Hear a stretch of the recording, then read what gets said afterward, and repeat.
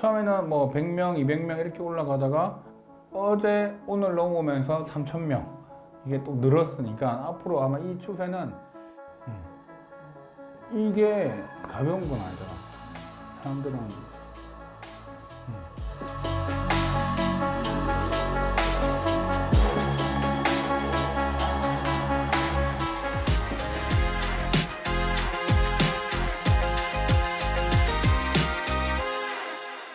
안녕하세요. 피부과 전문의 김홍석입니다. 많은 영상들에 나와 있는 내용들을 보면 단순한 그냥 팩트는 별로 없고 그냥 그랬다더라 하는 내용들도 좀 많은 것 같아서 오늘은 바이러스란 어떤 거고 그리고 우한 폐렴이라고 불리는 신종 코로나 바이러스에 대한 이야기 그리고 예방 수칙에 대한 이야기를 할까 합니다. 자, 우선 여러분들이 바이러스가 뭔지를 좀 알아야 돼요. 왜 그러냐면 바이러스는 원래 치료제가 별로 없습니다. 그래서 신종 코로나 바이러스가 치료제가 없다는 것은 어떻게 보면 당연한 일이기도 합니다. 그런데 마치 이 신종 코로나 바이러스에 대한 것만 마치 바이러스에 대한 치료제가 없는 것 같이 좀 확대 해석되는 경향이 좀 있어서 바이러스는 일단 우리가 알고 있는 세균, 박테리아와는 완전히 다른 겁니다. 우리 몸에 감염이 되는 미생물은 크게 4가지로 구별할 수가 있는데요. 그 중에 기생충, 진균, 곰팡이고요. 그 다음 박테리아, 바이러스 이렇게 4개로 구별할 수가 있습니다. 앞에 3개 말씀드렸던 기생충이나 진균, 곰팡이, 그 다음 박테리아의 경우에는 기본적으로 치료 방법들이 나와 있어요. 기생충은 기생충약을 먹죠. 그 다음에 우리가 진균약은 곰팡이에 대한 항진균제라는 것이 나와 있고요. 그 다음 우리가 흔히 알고 있는 항생제는 바로 이 박테리아에 대한 치료입니다. 자, 그래서 이 바이러스는 기본적으로 치료가 안 되고 치료가 상당히 복잡한 이유는 이 앞에 있는 이 3개와 조금 다른 성격을 보이기 때문입니다.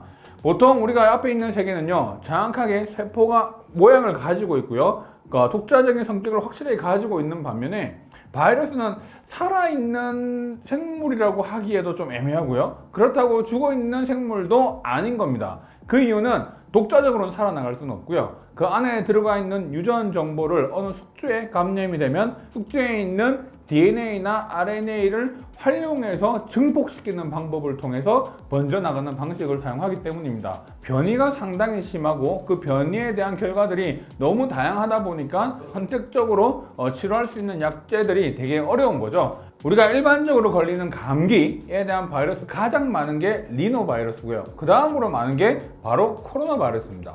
자, 그 다음에는 인플루엔자 바이러스나 아데노바이러스와 같은 다른 바이러스들이 존재하는데 지금 제가 방금 말씀드렸듯이 코로나 바이러스가 감기의 증상을 유발하는 바이러스 중에 하나예요. 즉 우리한테 일반적으로 우리가 감기 걸릴 때 그 코로나 바이러스가 우리한테 영향을 주고 있었던 거죠. 자, 그런데 왜 지금 와서 이 코로나 바이러스가 문제가 되냐 하는 겁니다.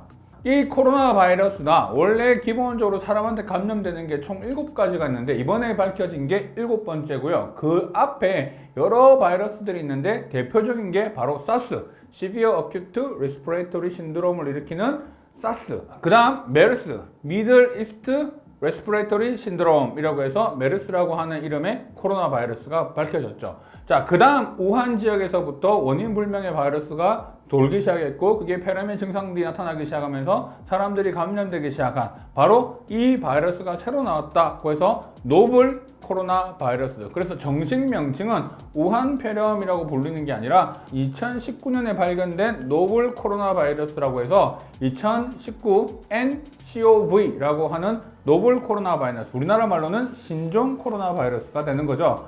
자, 그래서 전 세계적으로 지금 이 신종 코로나 바이러스가 문제가 되는 이유는 바로 아주 빠른 전염력 때문인데요. 이 코로나 바이러스의 특징 중에 하나가 상당히 전염성이 강하고 빠르게 번지는 특징을 가지고 있지만 이때까지 사람들한테 감염되어 왔던 대부분의 경우에는 치사율이 별로 높지 않고 증상이 심하지 않았기 때문에 우리가 크게 신경을 쓸 필요가 없었던 바이러스입니다.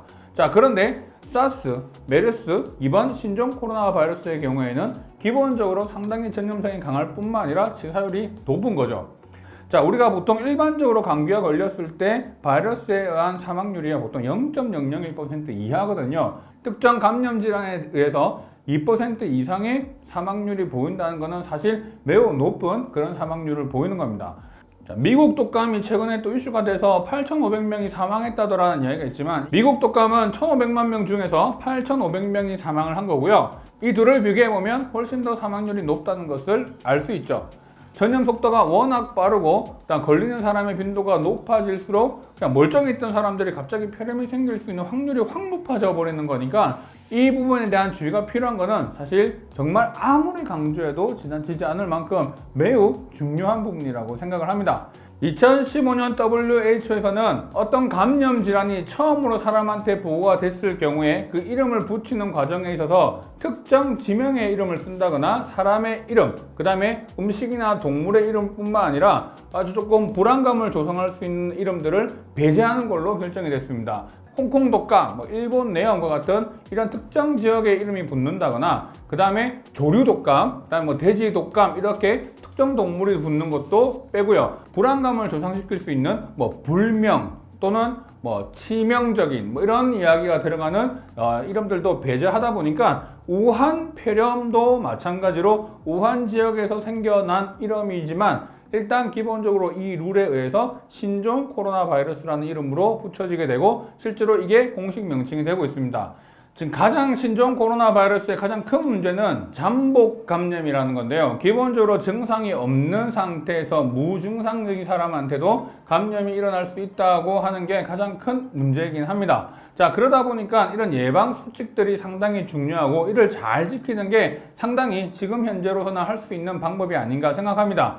첫 번째, 당연히 마스크를 끼는 겁니다. 자, 우리가 마스크 중에서 KF80의 경우는요, 0.6 마이크로미터의 입자를 80% 이상 걸러낼 수 있는 마스크를 말하는 거고요. KF94의 경우에는 0.4 마이크로미터, 즉 400 나노미터의 입자를 무려 94% 이상을 차단시킬 수 있는 능력을 가진 마스크죠. 코로나 바이러스의 경우는 보통 평균 사이즈가 125 나노미터입니다. 상당히 이보다 작지만 바이러스가 단독으로 보통 들어가는 게 아니라 비말로 통해서 보통 있기 때문에 마스크만 충분히 쓴다 하더라도 100% 다 차단할 수는 없지만 그래도 꽤 많은 바이러스를 차단시킬 수 있다는 능력이 상당히 중요한 부분입니다. 그래서 여러분들이 외출할 때는 반드시 마스크를 하고 다니시는 게 매우 중요하고요. 두 번째는 가장 기본적인 상식이죠. 공공장소에 사람들이 많은 장소는 가급적 피하는 게 좋다. 세 번째는 손을 자주 씻어라 라는 겁니다. 그냥 가볍게 씻는 것이 아니라 흐르는 물에 보통 최소 비누와 함께 이용해서 30초 이상 씻는 게 좋고 보통 우리가 손을 씻을 때 잘 빠뜨리기 쉬운 부분들이 이 손 사이하고 그 다음 이 손 끝 이 부분들을 잘 놓치기 때문에 씻으실 때는 충분하게 씻고 이 사이사이 그리고 이런 손톱 끝까지 잘 깨끗하게 씻어주는 게 매우 중요합니다. 이런 바이러스의 경우는 보통 점막에 붙어서 문제가 되는 경우가 많은데 이 점막의 면역을 높이게끔 하기 위한 조건들이 몇 가지가 있습니다. 그 중에 하나가 바로 습도입니다. 다습한 환경보다는 건조한 환경에서 훨씬 더 바이러스의 전파가 잘 되는 것으로 되어 있습니다. 우리나라 여름철에 비해서 겨울철에 이런 바이러스의 전파가 훨씬 더 많은 이유가 바로 그러한 이유 때문이죠. 자, 그렇기 때문에 이런 전파를 좀 더 줄이게끔 하기 위해서는 이런 주변에 있는 습도를 올리는 게 매우 중요하고요. 내 몸에 있는 수분 상태를 끌어올리는 건 역시 매우 중요합니다. 자, 그래서 가습기를 항상 켜고 최소 60% 정도 되는 습도를 유지를 시켜주는 게 매우 중요할 뿐만 아니라 미지근한 물을 자주 마셔서 내 몸의 수분을 항상 유지시켜 줄 수 있는 게 중요합니다. 그리고 이런 점막이 마르게 되면 바이러스의 침투가 훨씬 더 심해지기 때문에 이런 점막이 마르지 않게끔 하기 위해서 실질적으로 물을 자주 많이 드시는 게 매우 중요한 부분입니다. 자, 그 이외에도 우리가 이런 바이러스가 우리 몸에 들어왔을 때 우리 몸에서 상당히 이런 바이러스에 대한 면역력 상태를 끌어올리는 방법들이 있는데요. 좀 아직까지 많은 논란들이 있는 부분이긴 하지만 지금 당장 특별한 우리가 해결할 수 있는 방법이 없는 상황에서는 이러한 방법들도 되게 도움이 되는 건데 첫 번째는 바로 비타민C를 복용하는 겁니다. 감기가 걸렸을 때 비타민C를 먹게 되면 그 기간이라든지 정도를 낮출 수 있다라고 하는 보고도 있는 반면에 자, 이런 데이터들을 다 모아서 봤더니 생각보다 그런 건 아닌 것 같고 별 의미가 없는 것 같다라는 찬반이 상당히 많은 게 사실입니다. 반수의 경우에는 비타민C가 감기에 대한 정도를 상당히 줄여줄 수 있다는 부분들이 현재 많이 보고가 되고 있기 때문에 이 역시 면역에 대한 부분들이 어느 정도 관여를 할 거다라고 생각을 하고 있다는 거죠.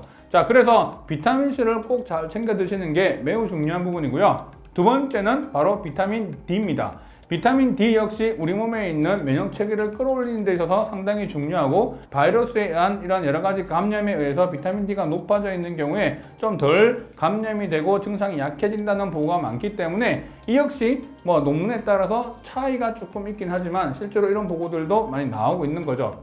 세 번째는 아연입니다.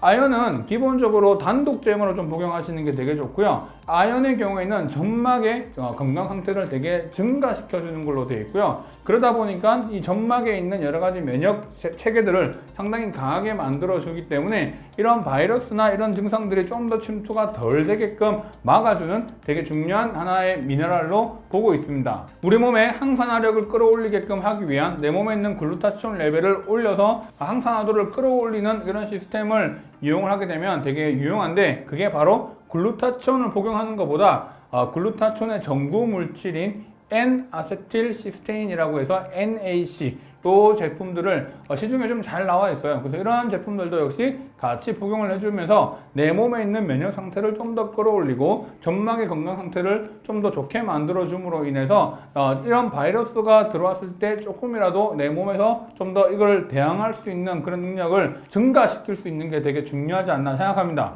비타민C나 비타민 D, 아연, N-아세틸시스테인과 같은 이런 물질들이 바이러스를 차단해주고 치료를 해준다, 이런 개념은 절대 아닙니다. 외부에서 이런 물질들이 들어왔을 때 좀 더 우리 몸에 있는 면역 체계를 증강시켜주는 부분 때문에 이런 부분들 역시 되게 중요한 부분이 아닌가 생각합니다. 2020년 1월 30일 WHO에서 두 번째 이머전시 미팅에서 나온 이야기 중에 제가 되게 인상 깊었던 이야기가 있는데요. This is the time for fact, no fear. This is the time for science, not rumor. This is a time for solidarity, not stigma 라는 표현을 썼습니다. 최근 신종 코로나 바이러스가 상당히 많이 확산되면서 공포가 커지는 건 사실이지만, 우리한테는 그 공포감보다 더 중요한 거는 우리가 이걸 어떻게 대비하고 이 부분에 대한 것들을 어떻게 예방해 나갈 것이며, 그 다음 이것들을 예방하기 위한 여러 가지 수칙들이 어떤 것들이 있으며 이것들을 내가 어떻게 실현해 나갈 건지에 대한 부분들을 좀 더 집중하는 게 사실 더 중요한 부분이 아닌가 생각합니다. 자, 여러분들 외출하실 때 마스크 하시고 손 씻는 거 절대 잊지 마시고, 제가 앞에 말씀드렸던 여러 가지 사항들 함께 고려하시면서 여러분들의 건강 잘 챙기셨으면 좋겠습니다.